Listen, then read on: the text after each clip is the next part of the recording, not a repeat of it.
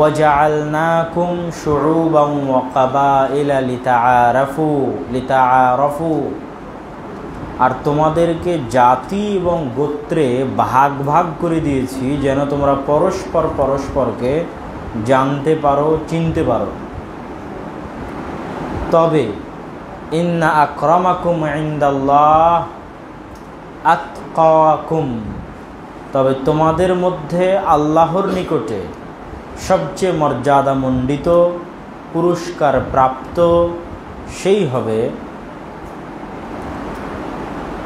আল্লাহর নিকটে মর্যাদামণ্ডিত এবং পুরস্কার প্রাপ্ত হওয়ার জন্য সে কোন জাতি থেকে আসলো, কোন গোত্র থেকে আসলো, কোন কালা।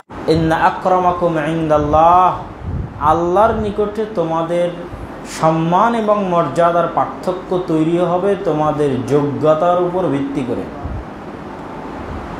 দুনিয়ার মানুষের কাছে যোগ্যতার মাপকাঠি দুনিয়াবি যোগ্যতা, আর আল্লাহর কাছে যোগ্যতার মাপকাঠি তাকওয়া পরহেজগারিতা।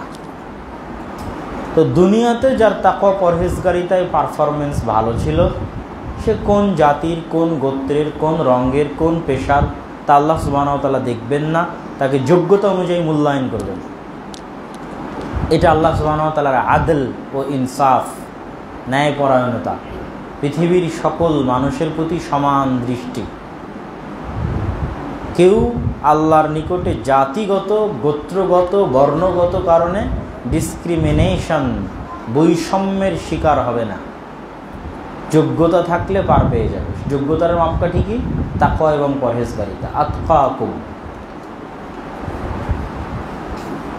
আর এক আয়াতে আল্লাহ সুবহানাহু ওয়া তাআলা বলেছেন, আমি তোমাদেরকে সৃষ্টি করেছি একজন নারী এবং একজন পুরুষ থেকে। ওয়াবাসসা মিনহুমা রিজালান কাসীরান ওয়া নিসা, অতঃপর একজন নারী এবং একজন পুরুষ থেকে তোমাদেরকে বহু নারী, বহু পুরুষে পরিণত করেছি। অতএব তোমরা আল্লাহ সুবহানাহু ওয়া তাআলাকে ভয় করো। যদি আল্লাহ সুবহানাহু ওয়া তাআলার নামে তোমাদের কাছে কিছু চাওয়া হয়, আত্মীয়তার সম্পর্ককে ভয় করো, আল্লাহ সুবহানাহু ওয়া তাআলাকে ভয় করো। তো আলোচনার শুরুটা এই আয়াত দিয়ে এই জন্য করছি যে অবশ্যই ইসলাম মানুষের জাতিগত পার্থক্যকে স্বীকার করে। স্বীকার না করলে আল্লাহ বলতেন না যে আমি মানুষকে গোত্র এবং জাতিতে পৃথক করে তৈরি করেছি, বিভিন্ন জাতি এবং বিভিন্ন গোত্র, বিভিন্ন ভাষায় ভাগ করে দিয়েছি। মানে এই যে বৈচিত্র্যটা ভাষা, জাতি এবং গোত্রের, এটা ইসলাম স্বীকার করে। এমনকি রাসূলুল্লাহ সাল্লাল্লাহু আলাইহি ওয়াসাল্লাম আরব জাতির মধ্যে প্রেরিত হওয়ার কারণে ইসলাম বিরোধী নয় এমন সকল আরব কৃষ্টি কালচার এবং সংস্কৃতিকে বহাল রেখেছিলেন। শুধুমাত্র ওই কৃষ্টি কালচার, ওই সংস্কৃতিকেই তিনি পরিবর্তন করেছেন যেটা ইসলাম বিরোধী। তথা বাংলাদেশি মানুষদের একটা ভিন্ন কৃষ্টি কালচার থাকতে পারে, কাশ্মীরিদের একটা ভিন্ন কৃষ্টি কালচার থাকতে পারে, অ্যারাবিয়ানদের একটা ভিন্ন কৃষ্টি কালচার থাকতে পারে, যতক্ষণ যে আল্লাহ সুবহানাহু ওয়া তাআলার কাদা ও কাদার, আল্লাহ সুবহানাহু ওয়া তাআলার তাকদীর, এবং এর মধ্যেই আমাদের জন্য কল্যাণ আছে। এই জন্য আমরা ভিন্ন জাতি এবং ভিন্ন গোত্র হিসেবে যদি আমাদের কৃষ্টি কালচার, ইতিহাস নিয়ে আলোচনা করি এবং সেটা ধরে রাখার চেষ্টা করি, সেটা দোষের কিছু নয়, বরং প্রয়োজন অনুযায়ী সেটা নিয়ে আলোচনা করা এবং জানা এবং জ্ঞান অর্জন করা উচিত। আর আরেকটি হচ্ছে মুসলমানদের, অত্র অঞ্চলের মুসলমানদের রাজনৈতিক স্বাধীনতার ইতিহাস।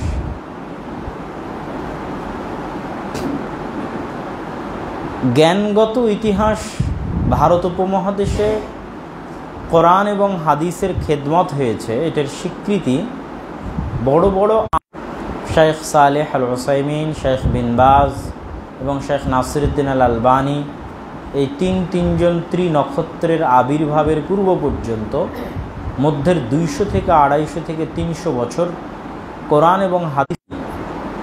শাহ ওলিউল্লাহ মুহাদ্দিস দেহলভী রাহিমাহুল্লাহ লেখা হুজ্জাতুল্লাহিল বালিগা, আসরারুদ্দীনের উপর লেখা এক ব্যতিক্রম আরবি ভাষায় গ্রন্থ, যা আরবি ভাষাভাষী মানুষের কাছে অনেক বড় সম্পদ। মুসলিম উম্মার কাছে তো অবশ্যই, আরবি ভাষাভাষী মানুষের কাছে অনেক বড় সম্পদ। কে পাওয়া যাবে কিনা গাড়িতে, যেটি আর রওজাতুন, মূল আরবি নাম আর রওজাতুন নাদিয়া, যা নাসিরউদ্দিন আলবানী রাহিমাহুল্লাহ ফিকহ জানার জন্য ছাত্রদেরকে পড়ার উপদেশ দিয়েছেন। তো তার আরও বহু গ্রন্থ আছে, 300-র অধিক গ্রন্থ আছে, তার মধ্যে এটা একটা গ্রন্থ। এইরকম এই অঞ্চলে জন্মগ্রহণ করা, ভারত উপমহাদেশের এই অঞ্চলে জন্মগ্রহণ করা আলেম লিখেছে। শামসুল হক আল আজিমাবাদী, তার একটা গ্রন্থ গায়াতুল মাকসুদ, যা 32 খণ্ডে আবু দাউদের ব্যাখ্যা, শ্রেষ্ঠতম এবং বহুল প্রচলিত একটি ব্যাখ্যা গ্রন্থ, যা এই অঞ্চলের আলেমগণ লিখেছেন। তো এইরকম তাদের যে কারনামাগুলো আছে, আমরা বলতে থাকলে বলতেই থাকা যাবে। যেমন আপনারা সবাই চিনেন একটা বই আর রাহিকুল মাখতুম, যা আরবি ভাষায় লিখিত শ্রেষ্ঠতম গ্রন্থ। তো আমার বলার যেটা উদ্দেশ্য সেটা হচ্ছে, একটা সময় যাবৎ এই অঞ্চল জ্ঞানের মার্কাজ ছিল। এমনকি আলেম ওলামা এটা বলতে বাধ্য হয়েছে যে ব্রিটিশদের অধীনে শাসিত অবস্থায়, যাবতীয় সুযোগ সুবিধা বঞ্চিত অবস্থায় কিভাবে মানুষ এই পরিমাণ হাদিসের খেদমত করতে পারে তা কল্পনা করা যায় না। যা হাদিসের খেদমত এই অঞ্চলে হয়েছে, যাবতীয় সুযোগ সুবিধা বঞ্চিত। তো এটা বলার উদ্দেশ্য হচ্ছে যে এই অঞ্চলের যে ইলমি ইতিহাস, জ্ঞানের ইতিহাস, সেটাকে আমাদের মূল্যায়ন করতে হবে। আরও যদি পূর্বে যায়, আরও পূর্বে, বহু পূর্বে, রাসূলুল্লাহ সাল্লাল্লাহু আলাইহি ওয়াসাল্লামের একটি হাদিস আছে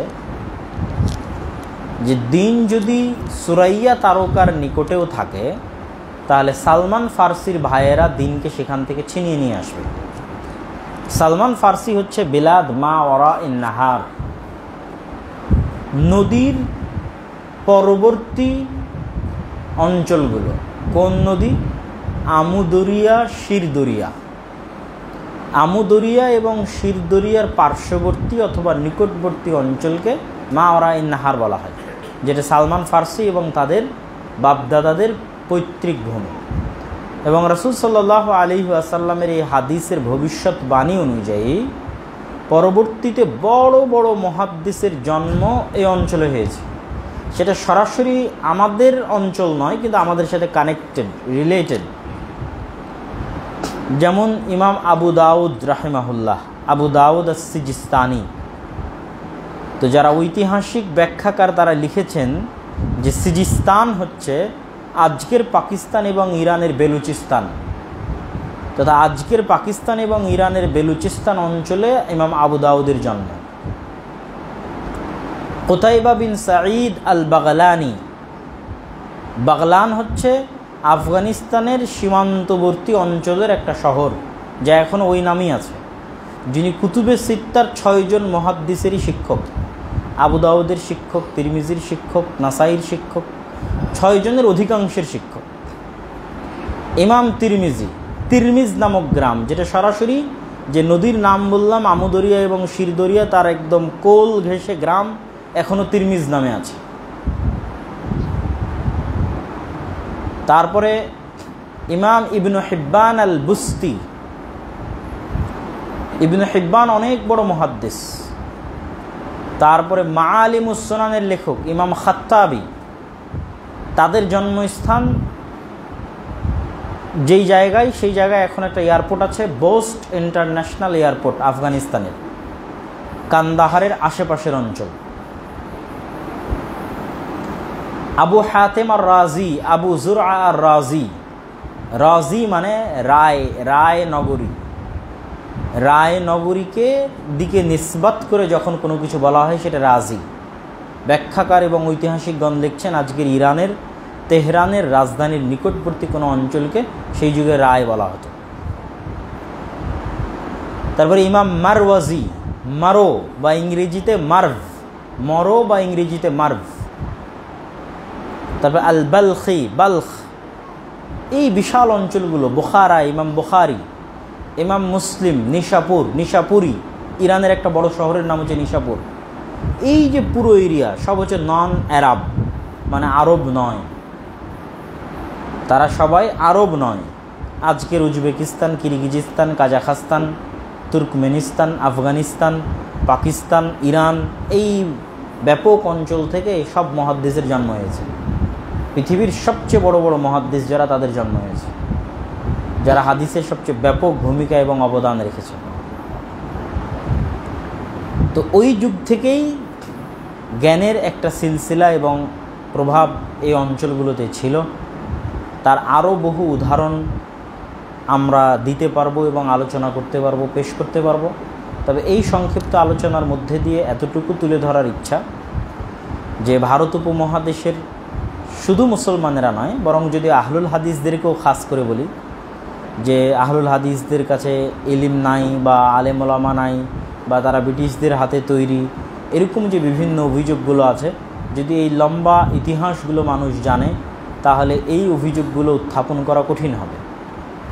যেমন আহলুল হাদিস এই নামটা ইমাম তিরমিজি রাহিমাহুল্লাহ তার সুনানুত তিরমিজিতে আহলুল হাদিস, আসহাবুল হাদিস এই নামটা 400 বারেরও বেশি বার ব্যবহার করেছে।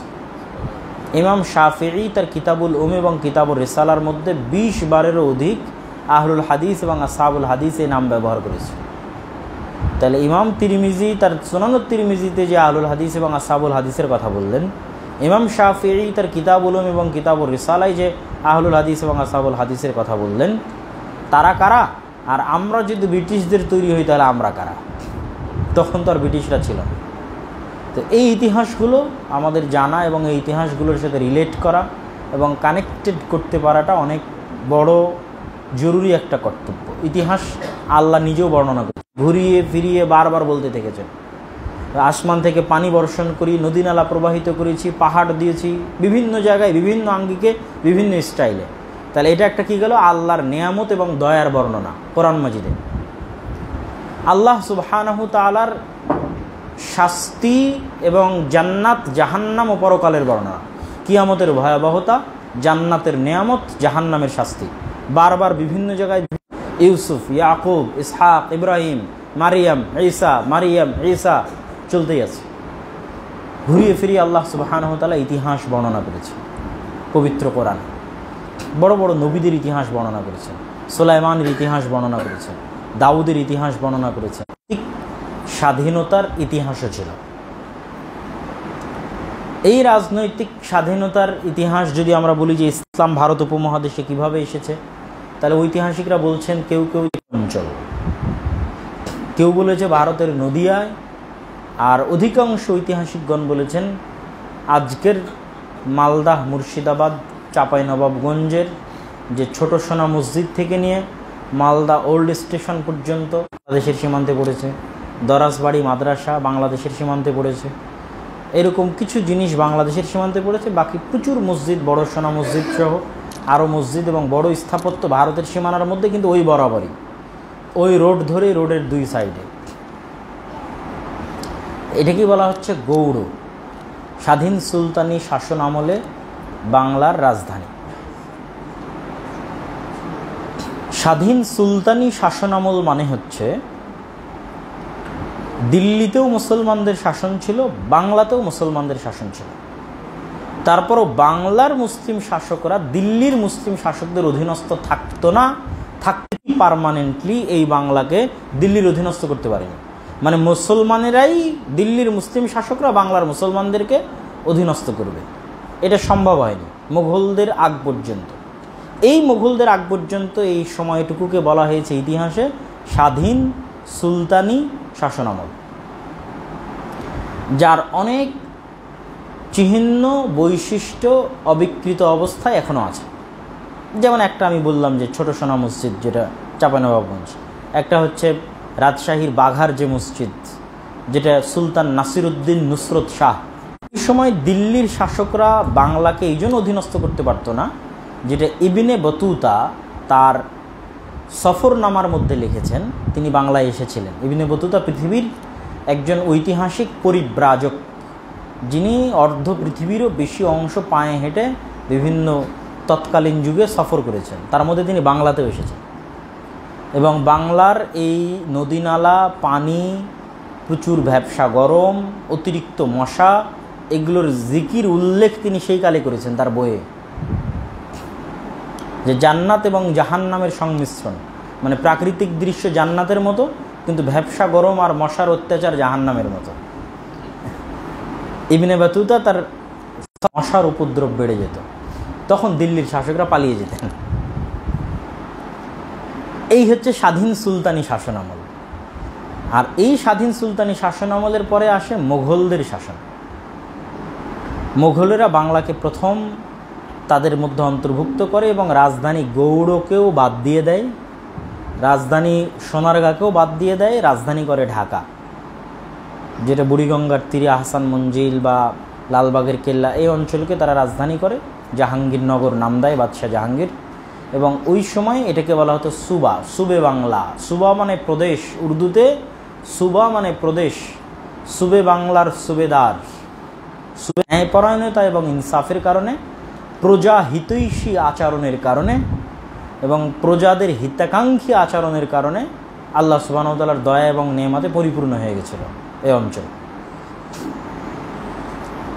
তো এই দুই শাসনামলের সময়ের দুইটা ট্র্যাজেডি আছে যা একটু আমাদের জানা দরকার। একটা ট্র্যাজেডি হচ্ছে স্বাধীন সুলতানি শাসনামলে একবার রাজা গণেশ, তিনি মুসলমানদের সাথে হিন্দু কোনো দায়িত্বশীল হিসেবে মন্ত্রিসভায় দায়িত্ব পালন করতেন, তিনি বাদশাকে হত্যা করে ক্ষমতা দখল করে নেন এবং মুসলমানদের উপর অত্যাচার শুরু করেন।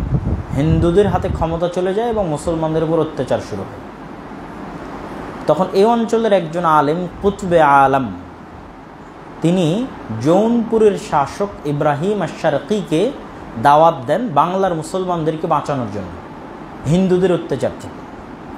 এটা যখন রাজনৈতিকভাবে মুসলমানেরা প্রতিষ্ঠিত হয়ে গেছে তখনকার কথা বলা হচ্ছে।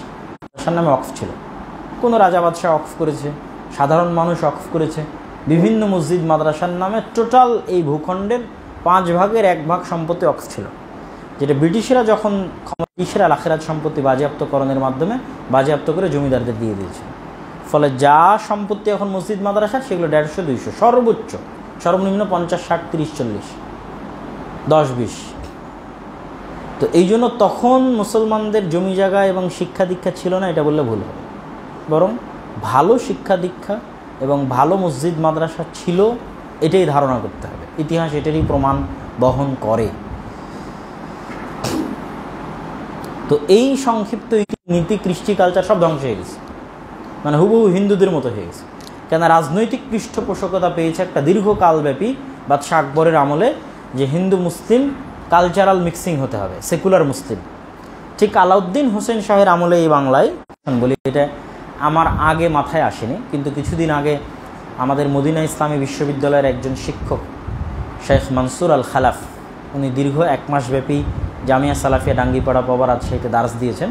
তো ওনাকে নিয়ে আমি সব পুরাতন মসজিদগুলো দেখাচ্ছিলাম, তো বিশেষ করে ছোট সোনা মসজিদ, কুসুম্বা মসজিদ।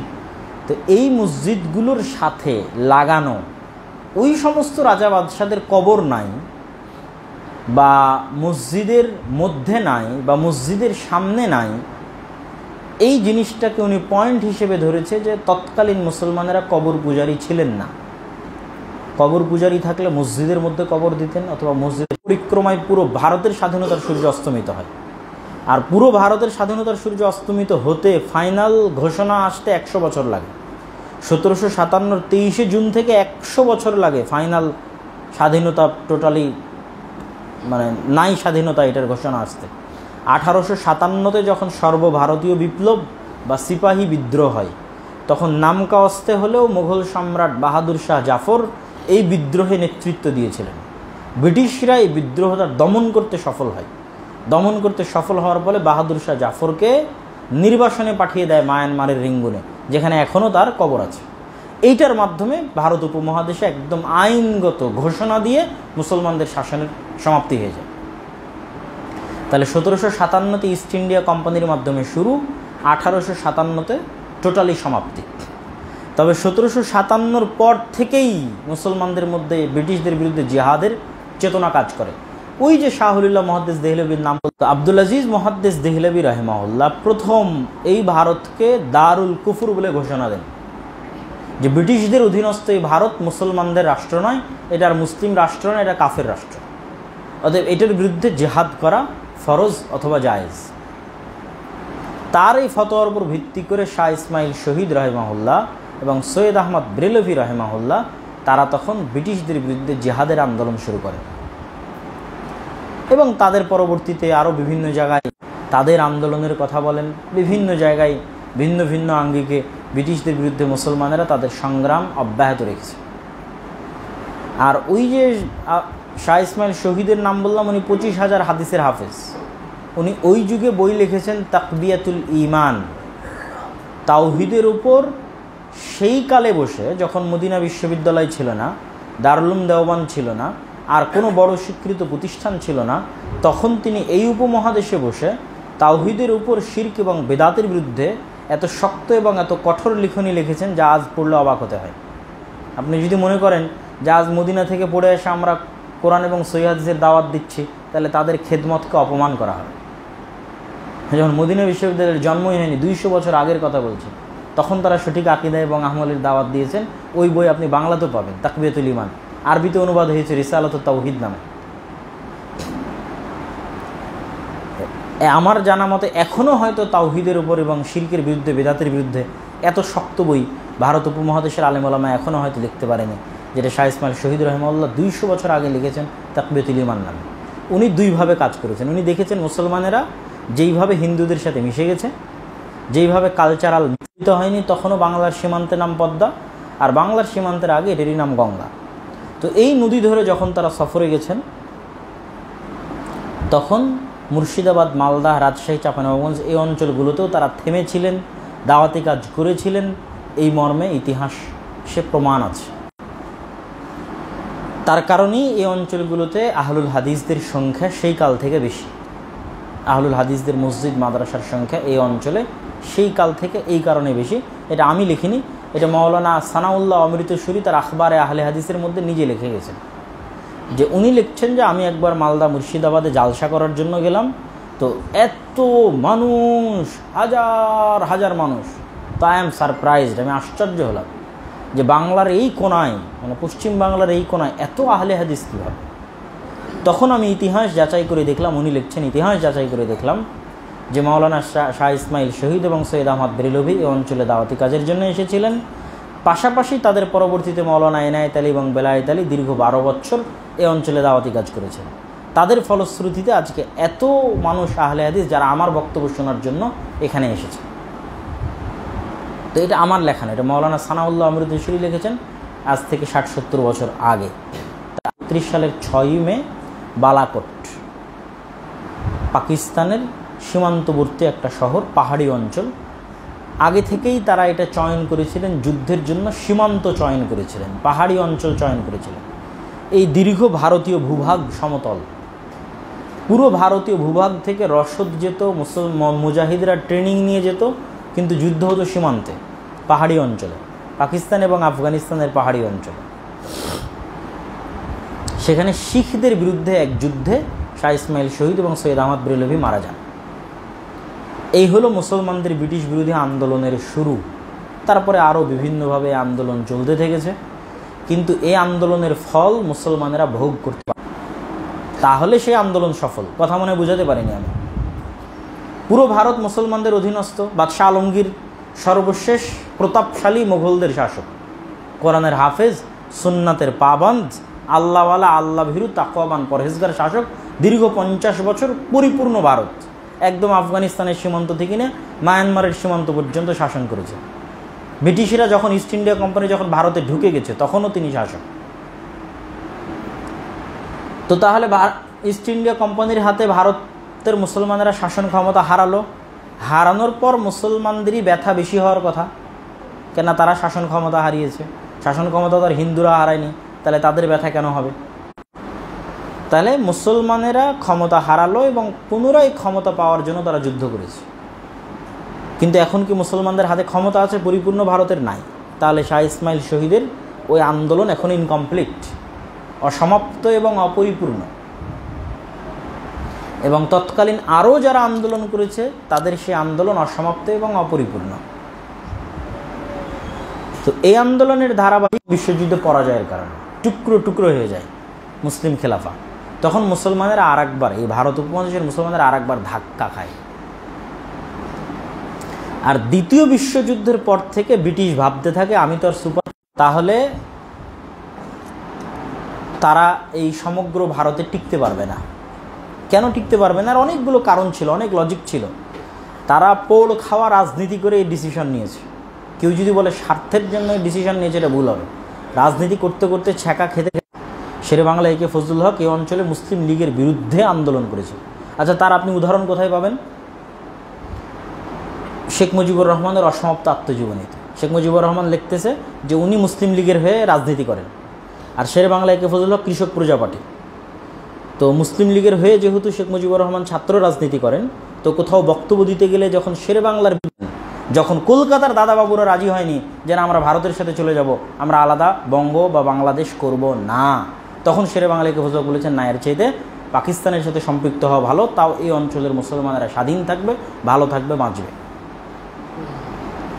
তো এইটা তারা তো দীর্ঘদিনের রাজনীতি করে তারা শিখেছেন যে আমাদের এই অঞ্চলের মুসলমানদের কি দুঃখ, কি কষ্ট, কি ব্যথা। 1905 বঙ্গভঙ্গ কিন্তু এমনি হয়নি। 1905 বঙ্গভঙ্গ এমনি হয়নি। 1971 যেই কারণে বাংলার মুসলমানেরা পাকিস্তানের বিরুদ্ধে যুদ্ধ করেছে, ওই একই কারণে 1905 বঙ্গভঙ্গ হয়েছে। সেটা কি? এই অঞ্চলের সম্পদ পাচার হয়ে যাওয়া।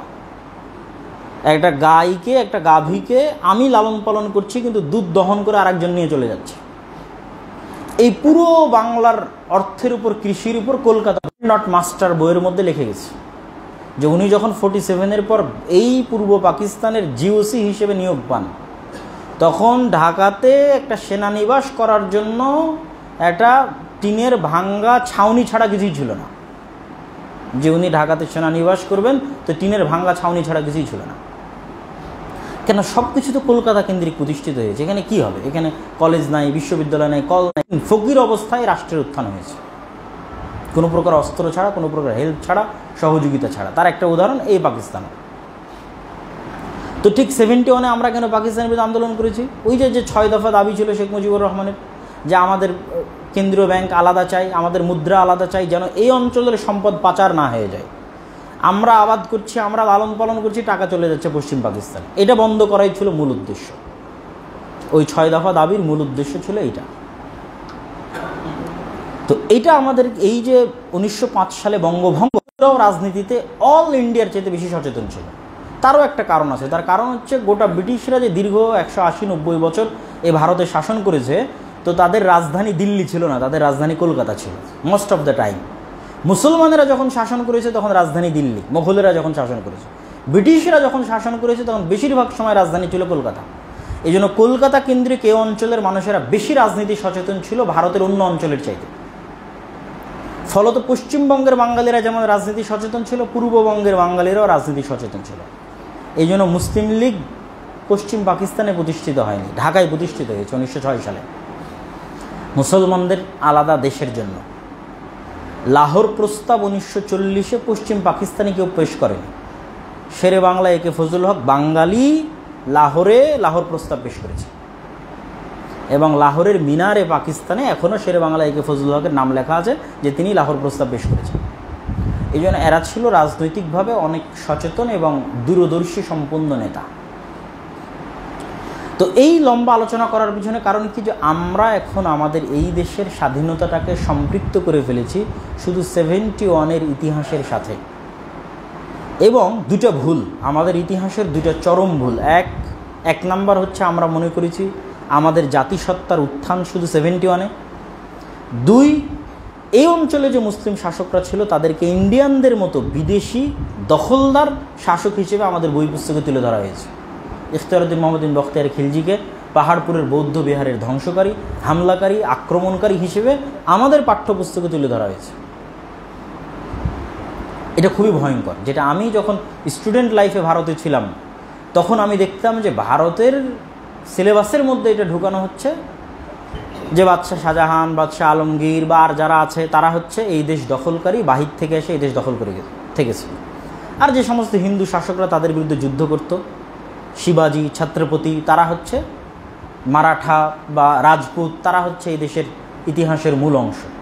কিন্তু এইটা তারা কোনো সময় বিবেচনা করল না। উজবেকিস্তানে বানিয়েছে, আর লালকেল্লা উজবেকিস্তান তুর্কমেনিস্তানে বানিয়েছে, তাদের বাপদাদার বাড়িতে বানিয়েছে লালকেল্লা, তাদের নিজের এলাকা নিজের মাতৃভূমিতে বানিয়েছে কুতুব মিনার আর ফতেহপুর সিক্রি আর দিল্লির শাহী জামে মসজিদ। না, তারা এই দেশের অর্থ সম্পদ এই দেশেই ব্যয় করেছে, এই দেশেই ইনভেস্ট করেছে।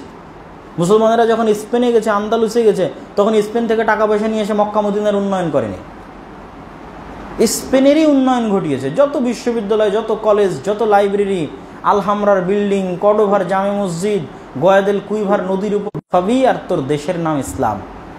এটাই তোর জাতীয়তা, এটাই তোর পরিচয়।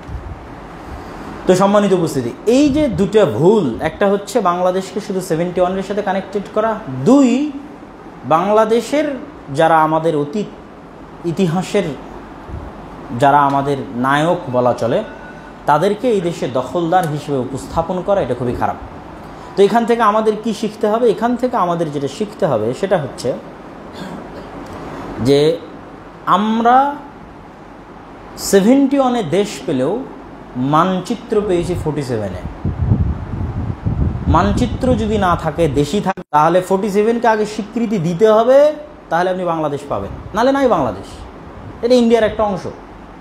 আর যদি 47-কে স্বীকৃতি দেন তাহলে বাংলাদেশ আছে, বাংলাদেশ আছে তো 71 আছে, তাহলে ওখান থেকে টেনে আসতে হবে। এবং এটা শেখ মুজিবুর রহমানের অসমাপ্ত আত্মজীবনীতে আপনি স্পষ্ট পাবেন যে সিলেট কীভাবে, যখন তিনি আলাদা মুসলমানদের স্বাধীন দেশের কথা বলতেন, তখন তিনি শাহ ইসমাইল শহীদ এবং সৈয়দ আহমদ বেরলভীর ওয়াহাবি আন্দোলন, এটাকে ইতিহাসে বলা হয় ওয়াহাবি মুভমেন্ট, যেটা আমি আজকে আলোচনা করলাম, শাহ ইসমাইল শহীদ এবং সৈয়দ আহমদ বেরলভীর এই মুভমেন্টকে ইতিহাসে ওয়াহাবি মুভমেন্ট বলা হয়। তো শেখ মুজিবুর রহমান লিখছেন যে এই ওয়াহাবি আন্দোলন, হাজি শরীয়তুল্লাহর ফরাইজি আন্দোলন ইত্যাদির কথা তুলে ধরে তিনি মুসলমানদের আলাদা স্বাধীন দেশের কথা বলতেন।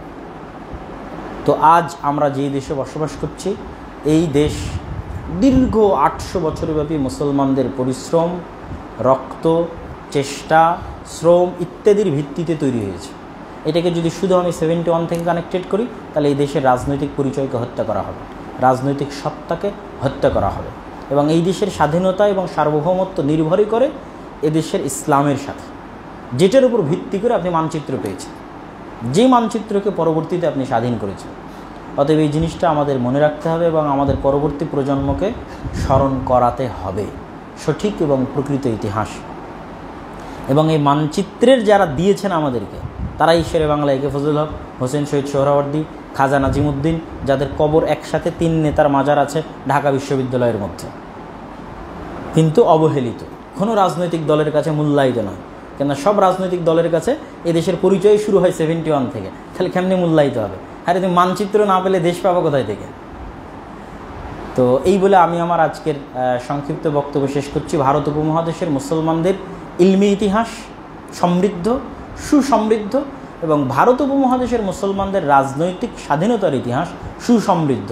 এটা জানা এবং পরবর্তী প্রজন্মকে এটা পৌঁছে দেওয়াও আমাদের নৈতিক জিম্মেদারি এবং দায়িত্ব, যাতে আল্লাহ সুবহানাহু ওয়া তাআলা এই দেশের মুসলমানদের অতীত পূর্বপুরুষরা যে ব্যাপক পরিশ্রম করে গেছেন আমাদের স্বাধীনতার জন্য, আমাদের মাথা উঁচু করে দাঁড়ানোর জন্য, সেই স্বাধীনতা আমাদের বহাল থাকে, আমাদের পরবর্তী প্রজন্মরা ঠিক সেভাবেই মাথা উঁচু করে দাঁড়িয়ে থাকতে পারে, স্বাধীন এই বাংলাদেশে বসবাস করতে পারে। আল্লাহ সুবহানাহু ওয়া তাআলা সেই তৌফিক দান করুক, আল্লাহুম্মা আমিন।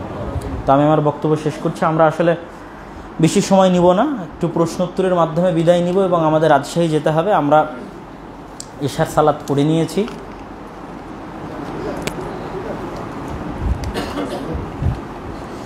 সূরা বাকারায় খলিফার কথা বলা হয়েছে। আমরা কি আল্লাহর খলিফা?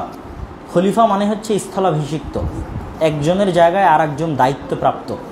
দেখবেন যে বাড়ি থেকে বের হওয়ার যে দোয়া আছে, ওই দোয়ার মধ্যে লম্বা করে বলা আছে, হে আল্লাহ আপনি আমার বাড়ির খলিফা। দোয়ার মধ্যে বলা আছে যে হে আল্লাহ আপনি খলিফা আমার বাড়িতে, আমার অবর্তমানে, মানে আমার জায়গায় আমি কাকে স্থলাভিষিক্ত করে যাচ্ছি, দায়িত্ব দিয়ে যাচ্ছি?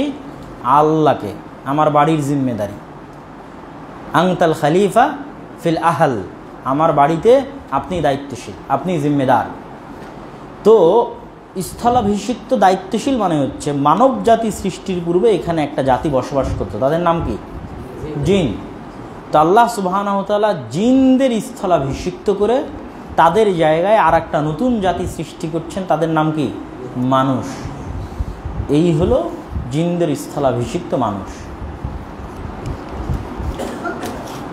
পৃথিবীর দায়িত্ব পরিবর্তন হচ্ছে। আগে পৃথিবীর দায়িত্ব কাদের উপর ছিল? জিনদের উপর ছিল। এখন পৃথিবীর এই দায়িত্ব আল্লাহ কাদের উপর দিচ্ছেন? মানুষের উপর দিচ্ছেন।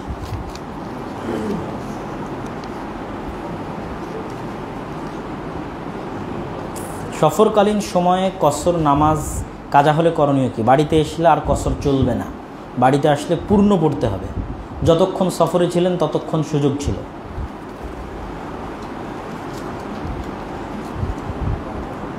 হজ বা ওমরাকালীন সময়ে যতদিন সুযোগ হয় ততদিন কি তওয়াফ করা যায়? তওয়াফ আনলিমিটেড। তওয়াফ হচ্ছে সালাতের মতো। মক্কায় যেমন সালাতের কোনো বাধা ধরা নিয়ম নাই, কোনো নিষিদ্ধ সময় নাই, কোনো সংখ্যা নাই, কোনো রাকাত নাই, কোনো লিমিট নাই, ঠিক তাওয়াফের কোনো লিমিট নাই। লিমিট আসে কিসের? যেটা আপনারা ভুল করেন, সেটা হচ্ছে বারবার ওমরা করেন। এটার কোনো প্রমাণ নাই যে এক সফরে গিয়ে 50টা ওমরা, মসজিদে আয়েশা থেকে এহরাম বেঁধে আবার ওমরা। দলিল কিসের আছে? বারবার তাওয়াফ করবেন, এটা একটা সালাত। আর সালাত আদায় করতে থাকবেন, কোরআন পড়তে থাকবেন, তাওয়াফ করতে থাকবেন, সালাত পড়তে থাকবেন, কোরআন। কিন্তু ওমরা হবে একটাই। এক সফরে ওমরা একটাই, এক সফরে হজ একটাই, ওমরাও একটাই। আর আনলিমিটেড চলতে থাকবে সালাত আর তাওয়াফ। এই যে ওই প্রশ্ন যেটা উত্তর দিলাম সেটাই পরে আসছে।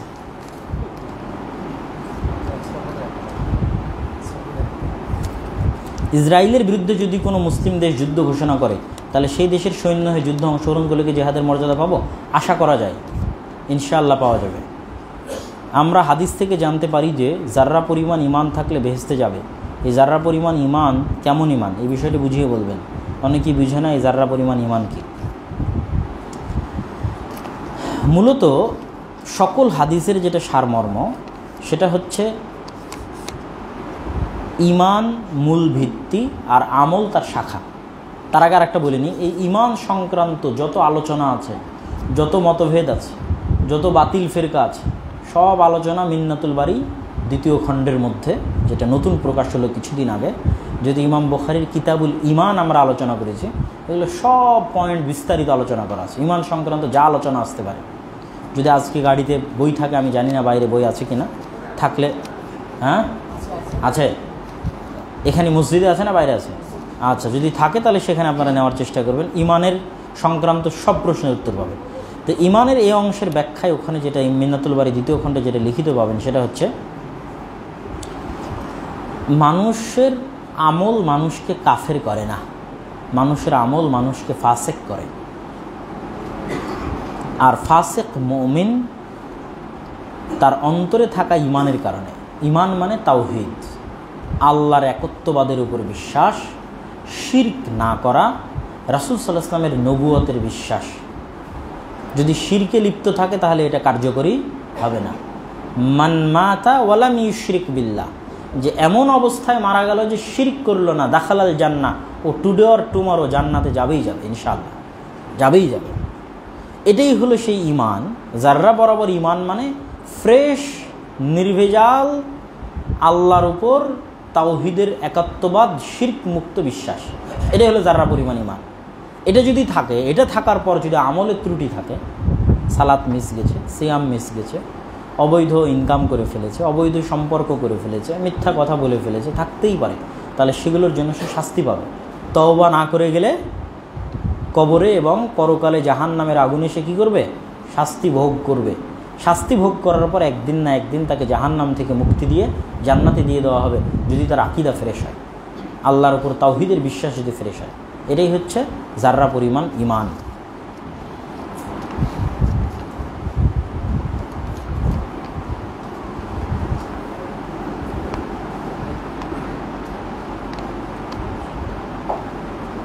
এখানে এক ভাই লিখেছে, এত লম্বা লেখার দরকার ছিল না, শর্ট করে লিখতে হতো, যে আমরা আকীদা এক করতে চাচ্ছি, কিন্তু আহলে হাদিসদের মধ্যেই তো শতভাগে এবং শত দলে বিভক্ত, তাহলে আমরা কিভাবে মুসলমানরা এক হব? বর্তমানে দেখতে পাই সুদর্শনতে চান পাশে বিস্তারে সুদর্শন থেকে কীভাবে আমরা জাতীয়তাবাদী থেকে কীভাবে আমরা, উনি পর আরও কয়েকটা প্রশ্ন করেছে, সুদ থেকে কেমনি মুক্তি পাবো, জাতীয়তাবাদ থেকে এমনি মুক্তি পাবো। আমার বক্তব্য যদি কেউ নিয়মিত শুনে থাকেন, তাহলে আমার বক্তব্যে আমি বলেছি ঐক্যের মানদণ্ড বা থিওরি কী। কেউ বলতে পারবেন আমার বক্তব্য যদি কেউ শুনে থাকেন, যে আমি বলেছি ঐক্যের একটাই মানদণ্ড এবং একটাই থিওরি, সেটা কি?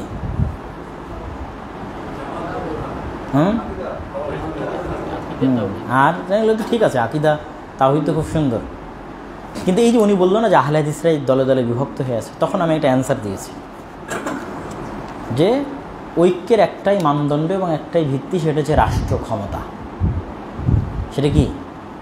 রাষ্ট্র ক্ষমতা। লাঠি যখন সবাই একমত, তখন লাঠি নাই তো কেউ আর একমত নাই। তাহলে যে কোনো সৎ ন্যায়পরায়ণ শাসকের অধীনে একত্রিত হওয়াই ঐক্যবদ্ধ হওয়া। আহমদ বিন হাম্বলের সাথে, ইমাম বুখারীর সাথে, ইমাম মুসলিমের সাথে মতভেদ থাকতেই পারে, ফতোয়াতে ছিল। ইমাম বুখারী, ইমাম মুসলিমের মতো অসংখ্য ফতোয়ায় মতভেদ ছিল। মুকদ্দমা মুসলিমের ভূমিকা খুললেই পাবেন। কিন্তু তারা এক খলিফার অধীনস্থ। বুঝেননি মনে হয় আমার কথা? একজন খলিফার অধীনে ইমাম বুখারীরও বায়াত আছে, মুসলিমেরও বায়াত আছে। তো তারা ঐক্যবদ্ধ না বিচ্ছিন্ন? বলেন ঐক্যবদ্ধ। তাহলে ঐক্যবদ্ধের মানদণ্ড কি? রাষ্ট্র ক্ষমতা, রাষ্ট্রীয় শাসক। আমার আর আপনার মধ্যে যতই অমিল থাকুক, আমি শাসকের হাতে বায়াতবদ্ধ থাকতে বাধ্য। আয়েশা রাদিয়াল্লাহু তাআলার ফতোয়া একটা, আব্দুল্লাহ বিন আব্বাসের ফতোয়া একটা, আব্দুল্লাহ বিন মাসউদের কুফায় ফতোয়া একটা, আবু হুরায়রার মদিনায় ফতোয়া একটা। কিন্তু সবাই ওমর ইবনুল খাত্তাবের খলিফায় কি ঐক্যবদ্ধ। তারা ঐক্যবদ্ধ না বিচ্ছিন্ন? বলেন ঐক্যবদ্ধ।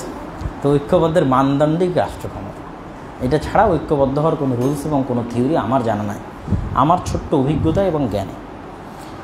আরও দুটো প্রশ্ন করেছেন, সুদ আর জাতীয়তাবাদ। যদি মনে হয় তাহলে আমি লাস্টের দিকে বলবো। সুন্নাতের মধ্যে, কোরআনের মধ্যে শুধু আর প্রশ্ন দিয়েন না, শেষ করে বাছাই করে শর্ট করে দেন।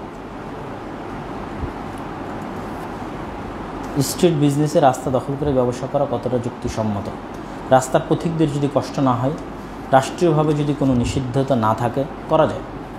আমি প্রতিদিন 3-4 ঘন্টা জার্নি করে হিসেবে আমার 50 সেক্ষেত্রে প্রতিদিন প্রায় এইভাবে, এক্ষেত্রে কি কসর নামাজ পড়তে পারবো? তবে যদি ডেইলি আপনার যাতায়াত হয়, তাহলে সেটা আসলে সেভাবে সফরের মধ্যে পড়ে না। বর্তমান সরকারের চালু করা সার্বজনীন পেনশনের যে অতিরিক্ত অংশ, সেটা সুদের ভিত্তিতে বন্টন হচ্ছে, না সরকারের পক্ষ থেকে একটা নির্দিষ্ট পরিমাণ অংশ হাদিয়া হিসেবে বা সরকারের পক্ষ থেকে থাকতেছে, এটা একটু যাচাই করতে হবে। এটা যাচাই করলে তখন বলা সঠিক হবে। যদি পার্সেন্টেজ আকারে বিজনেসের নামে ব্যাংক বা কোনো কিছু থেকে অতিরিক্ত প্রদান করা হয়, তাহলে তো সুদ। আর যদি সরকার আপনাকে যেমন বেতন দিচ্ছে, আমি আপনাকে মাস শেষে 6 মাস বছর পর আমি আপনাকে আরও একটা অতিরিক্ত দিয়ে দিলাম আমার পক্ষ থেকে, সেটা ভিন্ন জিনিস। দেশের রাজনীতিতে সহি আকীদার যুবকদের কি ভূমিকা হওয়া উচিত? এটাই ভূমিকা হওয়া উচিত যে আমার অন্য আর একটা বক্তব্য আছে ন্যায়পরায়ণতা এবং সততার উপর, যে আমাদের মুসলমানদের মধ্যে সব বিষয়ে ভালো আলোচনা আছে, কিন্তু একটাতেই মুসলমানেরা দুর্বল, সেটা ন্যায়পরায়ণতার সততা। দেখুন বড় বড় দুর্নীতিবাজ মানুষেরা হজ করে বসে আছে, কোটি কোটি টাকা মেরে দিয়েছে মানুষের, কিন্তু হজ করতেছে। তাহলে সে ইসলাম বুঝেইনি, আমরা তাকে ইসলাম বুঝাতে ব্যর্থ। সে মানুষের কোটি টাকা মেরে কীভাবে হজ করে? তাহলে সে ইসলাম জানে না। সে মনে করেছে ইসলাম মানে হজ, ইসলাম মানে সিয়াম, ইসলাম মানে নামাজ। কিন্তু ইসলাম মানে সবার আগে যে মানুষের হক না মারা, ইসলাম মানে যে সবার আগে ন্যায়পরায়ণতা এবং ইনসাফ প্রতিষ্ঠা করা। এটার উপর আমার একটা লম্বা আলোচনা আছে, সেটা দেখলে যদি বুঝেন, তাহলে এটা হলো সবচেয়ে বড় রাজনীতি, যে আপনি একদল প্রজন্মকে ন্যায়পরায়ণতা এবং ইনসাফের উপর বড় করতে পেরেছেন। সে যে কোনো পর্যায়ে দায়িত্ব পালন করুক, ন্যায়পরায়ণতায় কম্প্রোমাইজ করবে না, তাহলে ও সাচ্চা মুসলিম, প্রকৃত মুসলিম। আর ন্যায়পরায়ণতায় কম্প্রোমাইজ করে অনেক বড় লম্বা দাড়ি, অনেক বড় হাজি সাহেব, অনেক বড় নামাজি, এগুলো ইসলামী না, এরা জানেই না ইসলাম কি। এটা তো শত ঘুরে বেড়াচ্ছে। বাংলাদেশের সব ওসি, ডিসি, এসপি সবই নামাজি, সবই আলহাজ, সবই জালসার প্রধান অতিথি সভাপতি, কিন্তু তার দায়িত্বে ন্যায়পরায়ণ কতজন? সে বলুক যে আমি একজন ওসি হিসেবে ন্যায়পরায়ণ, তাহলেও মুসলমান, মুসলমানের বাচ্চা মুসলমান।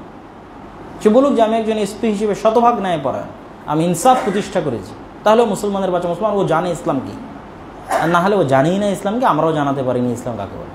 আমরাও মনে করেছি তোমরা দাঁড়িয়ে রাখবা, হজ করবা, নামাজ কালাম পড়বা, দিয়ে আল্লাহকেও ধোকা দিবা, নিজেকেও ধোকা দিবা, মুসলমানকেও ধোকা দিবা, দেশ ও জাতিকেও ধোকা দিবা। দেখো আমি কত বড় হাজি।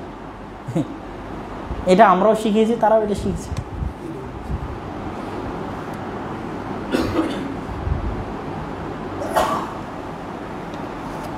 ও এটা যেটা উত্তর দেওয়া দরকার, লিখেছে বেরেলভিরা তো কবর পূজারী, তাহলে তাদের সাথে আরেকদের সম্পর্ক কীভাবে তৈরি হলো? আচ্ছা, বেরেলি হচ্ছে একটা জেলার নাম, ভারতের উত্তরপ্রদেশের একটা জেলার নাম হচ্ছে বেরেলি, রায় বেরেলি। ওখানে স্টেশনও আছে, এবং এই যে ইন্ডিয়ার যে কংগ্রেসের যারা রাহুল গান্ধী, প্রিয়াঙ্কা গান্ধী, তাদের নির্বাচনী এরিয়া হচ্ছে রায়বেরেলি, আমেঠি এবং রায়বেরেলি। তো ওই অঞ্চলে যার জন্ম হয় তার নামের শেষে লাগানো হয় বেরেলভি। তো সৈয়দ আহমদ বেরেলভি তার বাড়ি ওই জেলায়। আর আলা হজরত তথা যারা কবর পূজারী তাদেরও একজন বড় আলেম আহমদ রেজা খান আবার আলা হজরত, তারও জন্ম কোথায়? ওই বেরেলিতে। ওইটার দিকে নিসবাত করে সম্পৃক্ত করে তাকেও বলা হয়েছে বেরেলভি, আর ওইটার দিকে নিসবাত করে সৈয়দ আহমদকেও বলা হয়েছে বেরেলভি। এটা একটা জায়গার নাম, যেমন দেওবন্দ একটা জায়গার নাম, দিল্লি একটা জায়গার নাম। এটা কোনো মাযহাবের নাম নয়। ওখানে হিন্দু থাকতে পারে, হিন্দু একটা বেরেলভি হতে পারে, মানে ওর বাড়ি বেরেলিতে, তাই।